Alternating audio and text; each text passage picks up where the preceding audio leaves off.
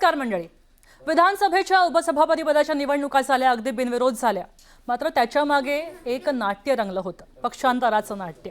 आणि या नाट्याचे नायक आज आपल्यासोबत आहेत. नमस्कार सचिनजी. नमस्ते. सचिन आहिर आज आपल्यासोबत आहेत. अगदी थेट मुद्द्याला मी विचारते प्रश्न की असं काय कमी पडलं का तुम्ही पक्षांतर केलं?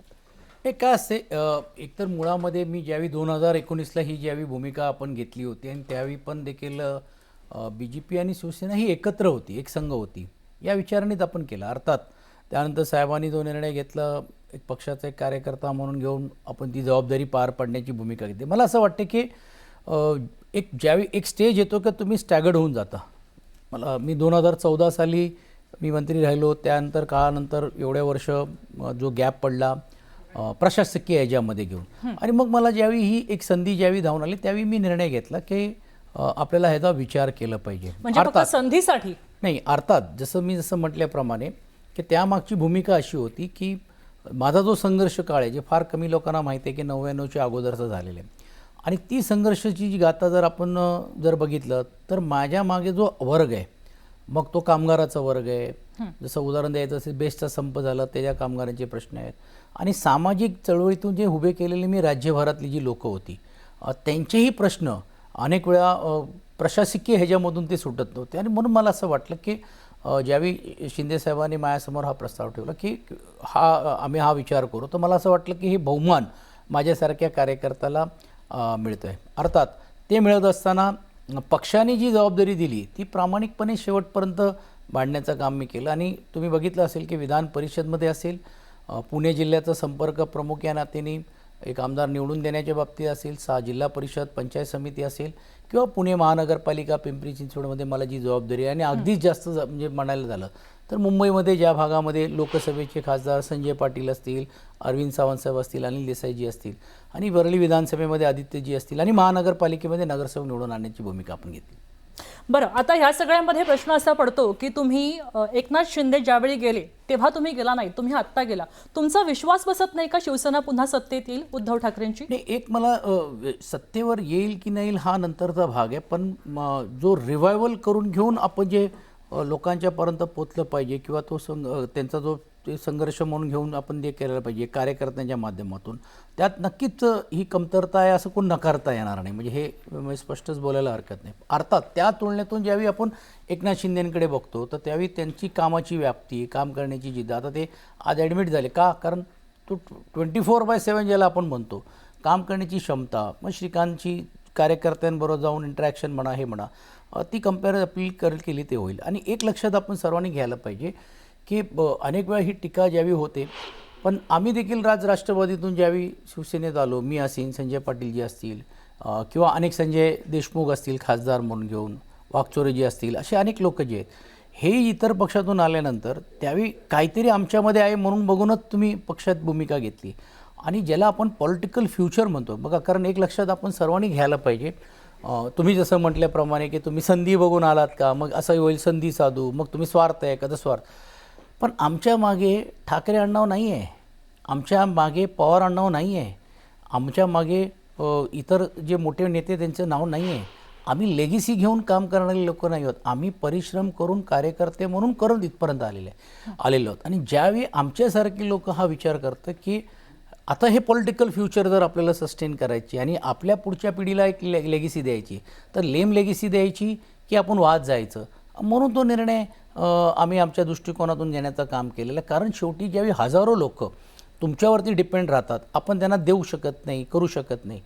माझ्या बाबतीत मी हे कधी बोलणार नाही की ते वेळ देत नव्हते किंवा आम्हाला विकास निधी मिळत नव्हती. म्हणजे म्हणून मी प्रामाणिकपणे लोकांच्या समोर जात असताना की हो, मी हे निर्णय घेतलेले आहेत आणि या गोष्टीसाठी घेतलेले आहेत. तुम्ही त्याच्यात व्यक्तीचा स्वार्थ म्हणा, समाजाचा स्वार्थ म्हणा, संधी म्हणा, ही म्हणा, कारण 2014च्या नंतर मी राष्ट्रवादी काँग्रेस पक्षाचा मुंबईचा अध्यक्ष असताना पण माझ्यासमोर पर्याय होते, पण मी पर्याय तो स्वीकारला नाही.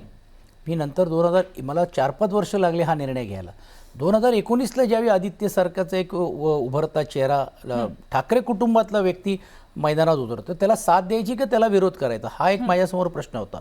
मी साथ देण्याचा निर्णय घेतला. त्यावेळी हे मिळेल काय मिळेल कधी अपेक्षा केली नाही. मला 2 वर्षानंतर विधान परिषद पद मिळालं, कधी मी त्याची तक्रार केली नाही. सरकारमध्ये असताना, मी मंत्री असताना पण ते मंत्री झाले आणि त्यांनी व्हावं ही मागणाऱ्यापैकी मी एक व्यक्ती होतो म्हणून. आणि मुळामध्ये एक लक्षात आपण घ्यायला पाहिजे की हा काळांतरानंतर पण जो होतो जो संघर्ष आपला त्यावेळी असतो त्यावेळी आपल्याबरोबर जी आजही कार्यकर्त्यांना असं वाटते की सामाजिक दृष्टिकोनातून आमच्या प्रश्नाला न्याय काय मिळाला, मग आम्हाला काय मिळालं, हा जो तुम्ही जसं विचारतो आणि म्हणूनच तो निर्णय घेण्याची भूमिका मी घेतली. इथं मी म्हणते की एकनाथ शिंदेंनी प्रतिक्रिया दिली की आम्ही षटकार मारला, तर तुम्हाला वाटतं तुम्ही पक्षातनं बाहेर पडणं उद्धव ठाकरेंच्या हा षटकार होता? नाही, षटकार होता, रन होता, काय होता माहीत नाही, पण तुमच्या समोर बसलोय मी यासाठीच बसलोय तर काहीतरी आहे म्हणून, कारण शेवटी आम्ही चळवळीतली लोक आहोत, काम करणारी लोक आहेत. 2-3 महत्त्वाच्या गोष्टी जे मला शिंदेसाहेबांबद्दल आकर्षित झाली की ज्यावेळी गिरणी कामगारांचा आम्ही प्रचंड मोर्चा घेतला होता ते त्यांनी टाळलं नाही, त्यांना सामोरे गेलेत आणि जे मुंबई शहरामध्ये घरं पाहिजे हा निर्णय त्यांना आम्ही आग्रह धरला, त्यांनी ते घेण्यात भाग पडलं. ST संप झाला होता, आउट ऑफ वे जाऊन जे कॉन्ट्रॅक्ट कामगारांना ते वाढ मिळत नव्हती ती देण्यात गेलं. तर ह्या 2-3 गोष्टी नक्कीच माझ्यासारख्या आकर्षित झालेत आणि आमचा मुंबई बेस राहिलेला आहे, मी पुणे जिल्ह्याचा संपर्क प्रमुख राहिलेलो आहेत. आज मी जरी घटनात्मक पदावरती असेल पण संघटनात्मक ज्यावेळी असेल तर त्याचा फायदा हे पक्षाला होणारच आहे. आणि म्हणून काहींनी सांगितलं तुमची टीम कधी येईल हे होईल, मी त्यांना सांगितलं पहिला मला तर मॅच खेळून काही स्कोर बनवू द्या, मग दुसऱ्या टीमचा विचार करा. तर आम्ही काम करणारे लोक आहोत आणि या अगोदर देखील पक्षामध्ये यावी होतो आम्ही त्यांना ते वाढवण्याची आवश्यकता आणि तोच प्रयत्न आमचा पुढचा राहणार. नक्कीच. मात्र हा प्रश्न अगदी महत्त्वाचा आहेच. तुम्ही टीम प्लेअर आहात, तुमच्यावर अनेक नगरसेवकांचं लक्ष आहे, तुमच्या सोबत ते आहेत, तेव्हा हे सगळे नगरसेवक सुद्धा आता शिंदेंकडे जातील का? काय बघा, वाटतं? मी तोडणाऱ्यापैकी कार्यकर्ता नाही आहे, मी जोडणाऱ्यापैकी आहेत आणि वाढवणाऱ्यापैकी आहेत. मी ज्यावेळी NCP मध्ये पण होतो तर माझ्यावर 6 जिल्हा अध्यक्षपैकी 5 जिल्हा अध्यक्ष यायला तयार होते. मी भूमिका घेतली असं नाही तुम्ही येतोय म्हणून तुम्ही असं नाही, तुम्ही कशी अकोमोडेट होणार आहे, तुमचे काय प्रश्न येतात. आता लगेच काय होईल अशातला भाग नाही, पण ज्यावेळी लोकांना हे वाटायला लागलं की बाबा आपण इकडे काम करून पण आपण निवडून येणार नाही आहोत. कारण बघा अनेक वेळा का होतो, आपण अगोदरच्या लोकांना जे 30-40 गेलेत त्यांना आपण पदवी देऊन टाकली की हे असं झालं, आता खासदार गेले. पण तुम्ही लोकशाहीमध्ये हाही बघा ना की बाबा ती लोकं परत निवडून पण येताना आपल्याला पाहायला मिळत आहेत. त्यातले काही लोक मंत्री होताना तुम्हाला पाहायला मिळत आहेत, काहीचे लोक परत रिवाईव्ह होताना, आणि जी संख्या 40 होती ती आता वाढलेली आपल्याला पाहायला मिळत आहे. ते ठीक आहे, आपण आरोप करतो, आम्ही ते आरोप करण्यामध्ये पैकी पण होतो, पण रिझल्ट म्हणजे ह्याचा अर्थ लोकशाहीचा जो कणा जो निवडणुकीचा जो रिझल्ट आहे तोही पण ज्यावेळी दिसता असताना तर मला असं वाटते ते नगरसेवक असतील, ते आमदार असतील, ह्यांच्यासमोर पण हा एक प्रश्न असेल ना की उद्या आमचा भविष्य जर आम्हाला बघायचं असेल तर तो भविष्य आहे. आणि तुम्ही एक लक्षात घ्या की आम्ही ज्यावेळी आयडिओलॉजिकली शिवसेनेमध्ये आम्ही ज्यावेळी आलो त्यावेळी आमची भूमिका अशी होती की शिवसेना आणि BJP एकत्र राहणार आहेत, ती वेगळी झाली. आज आम्ही काय भारतीय जनता पार्टीकडे गेलेलो नाही आहोत. मग तेव्हा आज तुम्ही आम्ही तुमच्या काँग्रेस, मुख्यांना NCP जाब विचारला नाहीत का? ते आमची मर्यादा होते ना, आणि आम्ही विचारून त्याच्यातून काय बदल होणार आहेत अशातला भाग पण नाही होता ना. म्हणजे माझ्यासारख्या कार्यकर्त्याला आनंद पण झाला व्यक्तिशा, कारण का ती लोक जे ते राष्ट्रवादीचे जे मायावर होते त्यांना ठेवण्याची जबाबदारी माझ्यावरती आली, पण आम्हालाही तो शौक होता. नक्कीच, हा एक प्रश्न आहेच. मात्र आता इथं बघता आपण, तुम्ही सरळ म्हणालात की सगळ्यांना पद हवं असतं, तर पदासाठी सगळेच जण सत्तेत जायला लागले तर मग विरोधी पक्ष उरणार नाही. महाराष्ट्राच्या राजकारणाबद्दल काय म्हणाल तुम्ही? असं नाही की एक लक्षात ठेवली पाहिलं पाहिजे, कुठचाही पक्ष कोणी जाण्याने होतोय अशातला भाग नाही. त्या पक्षाची ताकद वाढत असते, स्कोप वाढत असतो. पण एक गोष्ट नक्की आहे की ही वेळ का येते ह्याचाही कुठेतरी आत्मपरीक्षण, जसं त्यांचे आमदार आता स्वतः बोलतात. का वाटतं तुम्हाला काय येते ही वेळ? मी खूप काही गोष्टी ॲनालायसिस करता येईल, तो काय आजचा हा व्यासपीठ नाही. पण एक गोष्ट नक्की आहे की पक्ष म्हणून रिवाईव्ह करण्याची गरज किंवा आपण कोणाच्याही वरती अवलंबून, म्हणजे मी अगदी माझ्या बाबतीत पण म्हणतो, म्हणजे तो विश्वास त्यांनी मला यावरती दिल्यानंतर पण थेट कार्यकर्त्यांशी डायरेक्ट जोपर्यंत संपर्क होऊन थेट उद्धव ठाकरेंचा थेट कार्यकर्त्यांशी संपर्क नाही असं तुम्हाला म्हणायचंय? कसं आहे, ती सिस्टम जी झालेली आहे ती नाही आहे असं म्हणता येणार नाही, कारण ते भेटत असतात, बोलत असतात. माझा अनुभव मला तर नेहमी भेटे. परंतु एक गोष्ट नक्की आहे की एक जिल्हा प्रमुखाला वाटलं की मला डायरेक्ट साहेबांशी बोलायचं आहे तर ते व्हॉट्सॲप करतात, ते व्हॉट्सॲप बघतात, पण ते बोलू शकतो का? कारण इकडचा जो ढाचाच असा आहे की तुम्ही संपर्क प्रमुख आणि संपर्क नेते ह्यांच्या माध्यमातून ते यायला पाहिजे. मला असं वाटते त्यामध्ये बदल करणार. आणि तुम्ही तुलनात्मक जर आपण बघितलं असेल तर एकनाथ शिंदेजी इझिली ॲक्सेसेबल आहे. म्हणजे अनेक वेळा मला तर काही कार्यकर्ते सांगतात की व्हिडिओ कॉलवर पण बोलतात, ते उदाहरण डिलिव्हर करतात. त्याच्यानंतर श्रीकांत शिंदे ह्या जिल्ह्यामध्ये जाऊन कार्यकर्त्यांबरोबर बसत आहेत, भेटत आहेत, त्यांच्याशी ऐकत आहेत. तुम्ही निवड फक्त सभा घेऊन आणि आपण त्यांना ती ऊर्जा देऊन तेवढा पुरता मर्यादित राहून आपण आता पुढे काम करू शकतो का, तर त्याला खूप बदल झालेले आहेत, परिस्थिती अनुसार हे झाले. आणि तो फक्त शिवसेनेसाठी असं नाही, तो काँग्रेसला पण लागू आहे, तो राष्ट्रवादीला पण लागू आहे. कारण रिजनल पार्टी आणि कम्पॅरेटिव्हली काँग्रेस, कारण काँग्रेसचं कसं देशव्यापी जे चाललेलं आहे त्याचा इफेक्ट त्यांना मिळतो आहे. पण जर रिजनल लेवलला जर बघितलं तर ते आमच्या शिवसेना पक्षाला पण, राष्ट्रवादी काँग्रेस दोन्ही पक्षाच्या लोकांना पण, आणि जुन्या शिवसेनेला पण ते लागू होणारच आहे. नक्कीच. तुम्ही आता जी तक्रार मांडली की जिल्हा प्रमुखांची वगैरे, पण ती तुम्हाला गैरलागू आहे. तुम्हाला किचन कॅबिनेट म्हटलं जायचं. मग तुमच्यावर अशी नाही, नेमकी माझा तर आदित्यजींशी अत्यंत चांगला जवळचा संबंध राहिला आणि मी तर नेहमी क्रिटिकवाला पण राहिलो, कारण या गोष्टी केल्या पाहिजे, या गोष्टी केल्या पाहिजे, आणि ते ऐकायचे पण काही गोष्टी बाबतीत. पण 100% इम्प्लिमेंट होजायचं नाही, कारण मला वाटते कदाचित त्यांच्याही मर्यादा असू शकतात.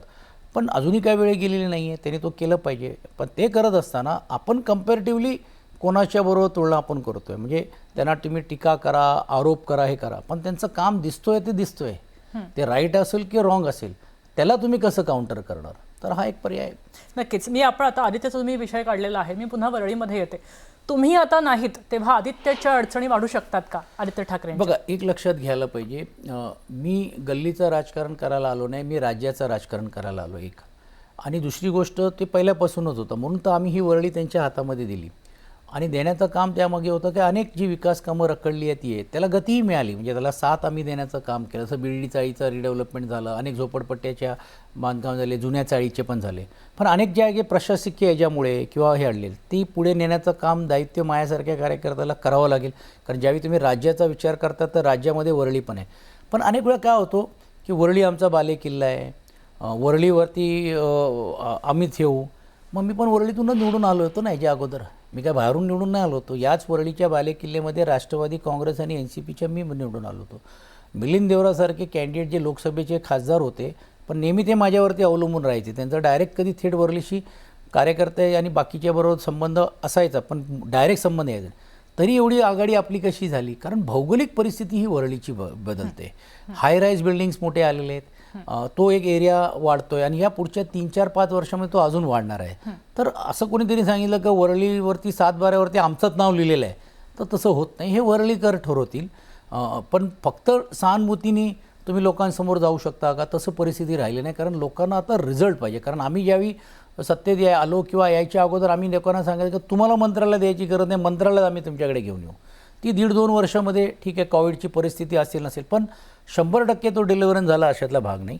आणि मला असं वाटते ती भूमिका राहील. पण पक्ष जे कोण उमेदवार देतील त्याला निवडून आणण्यासाठी तर मला नक्कीच काम करावं लागेल. परंतु जसं मी म्हटल्याप्रमाणे की या पदाचा वापर सर्वसामान्य वर्ग असेल, जो उपेक्षित समाज असेल, आणि माझी तर आता घटनात्मक भूमिका असल्यामुळे तो बॅलन्स करण्याचा प्रयत्न आणि मानस पुढे माझा राहणार आहे. नक्कीच. तुम्ही म्हणालात की वरळी काही कुणा एकाची नाही, तर पुढच्या काळामध्ये वरळीमध्ये तुम्ही जागाही लढवू शकता का?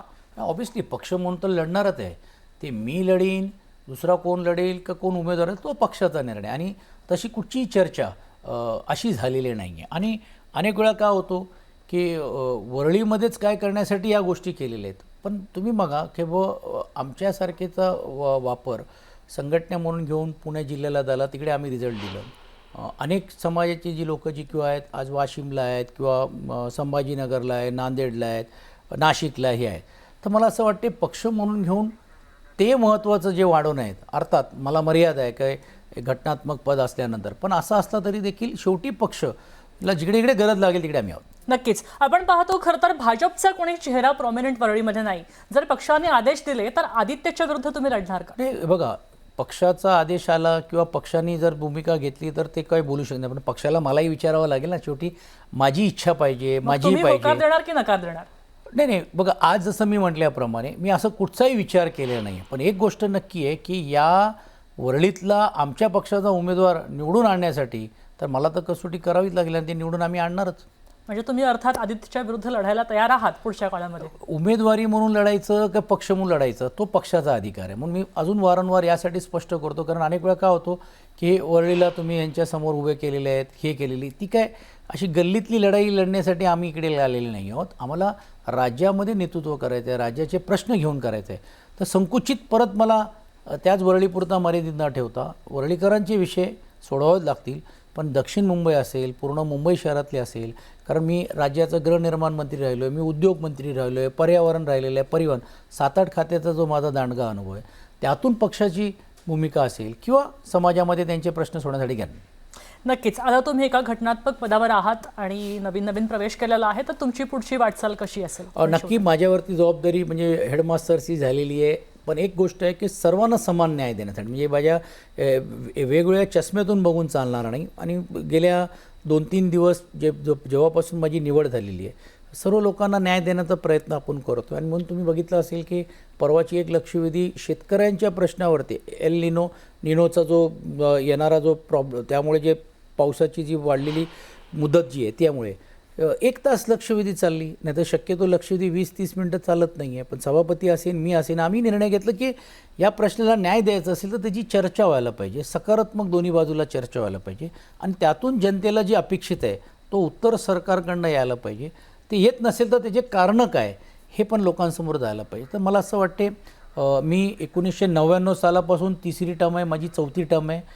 राष्ट्रपतींच्या हस्ते मला ज्यावेळी पुरस्कार उत्कृष्ट वक्ता म्हणून मिळाला, तर त्याचा जो अभ्यास माझा आहे, मी पार्टीचा एका काळामध्ये चीफ व्हिप होतो NCPमध्ये असताना, तर तो संसदीय कार्य जो माझ्या जे कारकीर्द राहिलेली आहे ती पुढे निश्चितपणे सर्वसामान्य लोकांना आणि विशेषतः मध्यमवर्गीय आणि उपेक्षित समाजाच्या लोकांना न्याय देण्यासाठी मी करीन.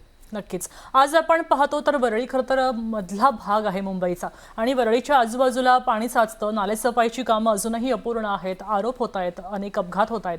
त्याबद्दल तुमचं आजच्या प्रकारावर काय मत आहे? हे गेल्या 2-3 दिवस अगोदर ज्यावेळी आलं तर त्यावेळी या मताशी आम्ही पण सहमत होतो की शेवटी प्रशासन किंवा कुठचा असलेला नगरपालिकेचा महापौर उपमहापौर तो काय साफसफाई करत नाही, हे ठेकेदारी करतात. त्यावरती नियंत्रण ठेवण्याचं काम हे प्रशासनमधले काही लोकांचं आहे.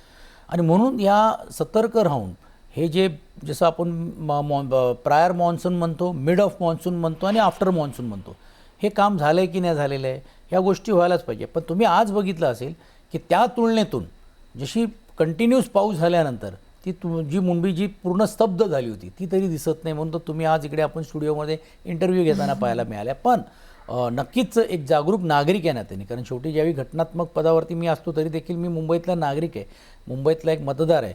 त्यामुळं ह्या सर्व प्रश्न आले तर त्यालाही देखील मार्गदर्शन करण्याचं काम आम्ही नक्कीच करू. आज राज ठाकरेंनी एक पोस्ट केली, फडणवीसांना उद्देशून केली, मात्र सरकारचं अपयश आणि सरकार काय करताय यावरती होती. राजकीय संस्कृती महाराष्ट्राची, तुम्ही आता सरकारमध्ये आहात तर तुम्ही या महाराष्ट्राच्या राजकीय संस्कृतीबद्दल काय बोला? नाही काय मला काय कधी कधी ते एवढे कन्फ्यूज दिसतात, ते कधी सपोर्ट करतायत किंवा काय नाही करतायत. कसं आहे बघा, टीकाला टीका करणं हा त्यांचं कर्तव्य आहे म्हणजे आहेत. पण एक गोष्ट लक्षात तुम्ही केलं पाहिजे की तुम्ही पार्ट ऑफ द सिस्टम पण व्हा ना. का नाही तुम्ही त्याच्यातली काही चांगल्या सूचना देतो जे तुम्ही अगोदर देत होता, असं नाही का नाही आहे. अच्छा, तुम्ही जाऊन मुख्यमंत्र्यांशी भेटता, ट्विट करायची गरज काय, एक फोन उचलून पण तुम्ही त्यांना सांगू शकले असतात. पण अनेक वेळा काय होतं, एक आपला राजकीय अस्तित्व किंबहुना एक विषय टिकवण्यासाठी या ज्यावी गोष्टी होतात. तर मला असं वाटते त्याच्या पलीकडे जाऊन मुंबईकर या नात्याने मग राज ठाकरे असतील, आदित्यजी असतील, आम्ही सर्वांनी बघायला पाहिजे असं माझं मत आहे. नक्कीच. धन्यवाद, तुम्ही तुमचा वेळ दिलात, इथपर्यंत आलात. आपण पाहतोय महाराष्ट्र राजकारण वेगानं बदलतंय, महाराष्ट्राची राजकीय संस्कृती सुद्धा वेगानं बदलतेय. तेव्हा पुढच्या काळामध्ये काय होणार हे पाहणं महत्त्वाचं आहे. तुम्हाला शुभेच्छा. तुम्ही आता पक्षांतर केलंय, तुमच्यावर मोठी जबाबदारी आलेली आहे. नमस्कार. थँक्यू.